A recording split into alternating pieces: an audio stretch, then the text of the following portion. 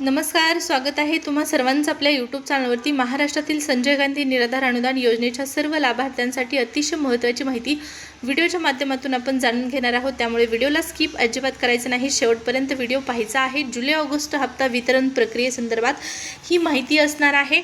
चला तर सुरुवात करूया। सुरुवात करण्यापूर्वी एक विनंती आहे, चॅनलला सबस्क्राइब अद्यापर्यंत करून ठेवलं नसेल तर सबस्क्राइब करून ठेवा, जेणेकरून या योजनेसंदर्भात राज्य शासनाच्या माध्यमातून सामाजिक न्याय विशेष सहाय्य विभाग असो किंवा दिव्यांग सक्षमीकरण विभाग असो, या दोन्ही विभागांच्या माध्यमातून घेतले जाणारे सर्व नवीन अपडेट आणि निर्णय वेळच्या वेळी जाणून घेण्यासाठी नक्कीच मदत होणार आहे। जुलै ऑगस्ट हप्ता वितरण प्रक्रिया जाणून घेण्यापूर्वी आता ही कोणती प्रक्रिया, तर कोणत्या लाभार्थ्यांसाठी प्रक्रिया? विधवा महिला भगिनी, वृद्धापकाळ योजनेचे लाभार्थी, श्रावणबाळ योजनेचे लाभार्थ्यांचा प्रलंबित असणारा 1,500 रुपयाचा हप्ता, या संदर्भात आपण माहिती पाहणार आहोत। परंतु त्यापूर्वी दिव्यांग जनांच्या लाभार्थ्यां म्हणजे दिव्यांग सक्षमीकरण विभागाच्या लाभार्थ्यांसाठी दिव्यांग लाभार्थ्यांसाठी एक महत्त्वपूर्ण अपडेट आलेली आहे आणि ती अपडेट आपण अगोदर थोडक्यात पाहूया।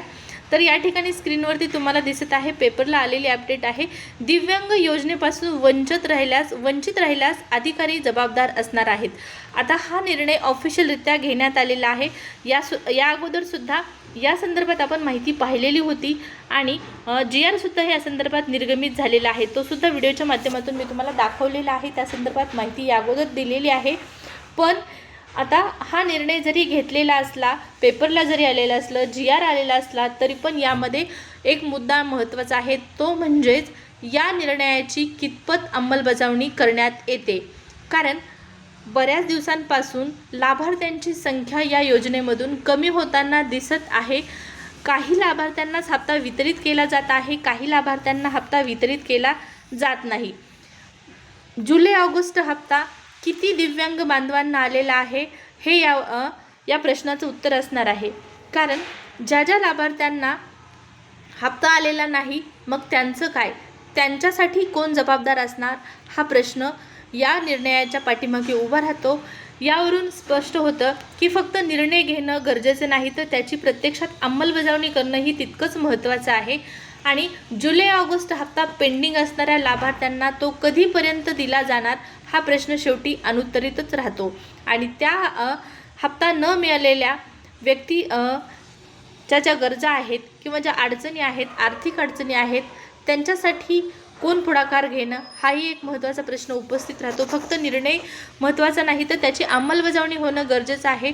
जसं की जुलै ऑगस्ट हप्ता बऱ्याच लाभार्थ्यांना जमा झालेला नाही। व्हिडिओच्या खाली भरपूर कमेंट येतात की आम्हाला जुलैचा हप्ता आलेला नाही, त्या अगोदरचा सुद्धा हप्ता आलेला नाही, ऑगस्टचा हप्ता वितरित झालेला नाही। प्रत्यक्षामध्ये दिव्यांग सक्षमीकरण विभागाच्या माध्यमातून GR आलेला आहे, लाभार्थ्यांना हप्ता वितरण सुद्धा झालेला आहे। पोर्टलवरती सुद्धा आकडेवारी जारी करण्यात आलेली आहे। मग त्या आकडेवारीमध्ये जे लाभार्थी आहेत त्या लाभार्थ्यांना हप्ता मिळालेला नाही का, हा प्रश्न उपस्थित होतो। जर लाभार्थी म्हणत असतील आम्हाला हप्ता आलेला नाही, तर कृपया करून कमेंट करा कोणकोणत्या लाभार्थ्यांना, कोणकोणत्या दिव्यांग बांधवांना जुलैचा आणि ऑगस्टचा हप्ता वितरित झालेला नाही। आता हे झालं दिव्यांग बांधवांसाठी। उर्वरित योजनेतील जे लाभार्थी आहेत, कोणते लाभार्थी? विधवा महिला भगिनी, वृद्धापकाळ योजनेचे लाभार्थी, श्रावणबाळ योजनेचे लाभार्थी, या लाभार्थ्यांसाठी MahaDBT पोर्टल 2.0 वरती ऑफिशियल नोटिफिकेशन जारी झाल्याच्या नंतर हप्ता वितरण प्रक्रियेला सुरुवात होणार आहे। या वेळेसपासून म्हणजेच ऑगस्ट महिन्यापासून या योजनेतील सर्व लाभार्थ्यांना MahaDBT 2.0 हे जे नवीन पोर्टल आहे, या पोर्टलच्या माध्यमातून वितरण करण्यात येणार आहे अनुदानाचं। आणि जसं की दिव्यांग बांधवांच्या वितरणासाठी अगोदर पोर्टलवरती अशा पद्धतीची नोटिफिकेशन आलेली होती, यामध्ये आपल्याला तारखेचा नाही तर फक्त वेळेचा बदल पाहण्यास मिळालेला होता। आणि या नोटिफिकेशननुसार लाभार्थ्यांच्या अगोदर याद्या तयार करण्यात येत होत्या, याद्या तयार करण्याची प्रक्रिया सुरू झालेली होती आणि त्यानंतर मग 2-3 दिवसांनी वितरण प्रत्यक्ष झालेलं आहे। RFT फाईल तयार झाल्याच्या नंतर, म्हणजे RFT फाईल प्रोसेस झाल्याच्या नंतर लाभार्थ्यांच्या खात्यामध्ये वितरण झालेलं आहे आणि याच नियमानुसार इतर लाभार्थ्यांना सुद्धा नोटिफिकेशन येऊन वितरण प्रक्रिया सुरू होणं गरजेचं आहे। आज उद्यापर्यंत ही नोटिफिकेशन येण्याची शक्यता सुद्धा नाकारता येत नाही। दिव्यांग लाभार्थ्यांना ज्या पद्धतीने शासन निर्णय येतो त्या पद्धतीने संजय गांधी निराधार अनुदान योजनेतील जे इतर लाभार्थी आहेत त्या लाभार्थ्यांसाठी मात्र शासन निर्णय निर्गमित होत नाही, प्रत्यक्ष डायरेक्टच वितरण प्रक्रियेचं नोटिफिकेशन येतं। आता यावेळेस महाडीबीटी पोर्टल 2.0च्या माध्यमातून कशा पद्धतीने वितरण केलं जातं, अगोदर GR निर्गमित केला जातो का, हेही पाहणं महत्त्वाचं असणार आहे। परंतु शक्यता खूप कमी आहे GR येण्याची। 2-4 महिन्यांपासून GR निर्गमित होत नाही, बऱ्याच दिवसांपासून साधारणपणे GR येत नाही, थेट वितरण प्रक्रिया सुरू होते आणि पोर्टलवरून आपल्याला GR येणार नाही, हेही तितकंच महत्त्वाचं आहे। GR कुठून येतो तर सामाजिक न्याय विशेषतः विभागाच्या माध्यमातून शासन निर्णय निर्गमित होतो।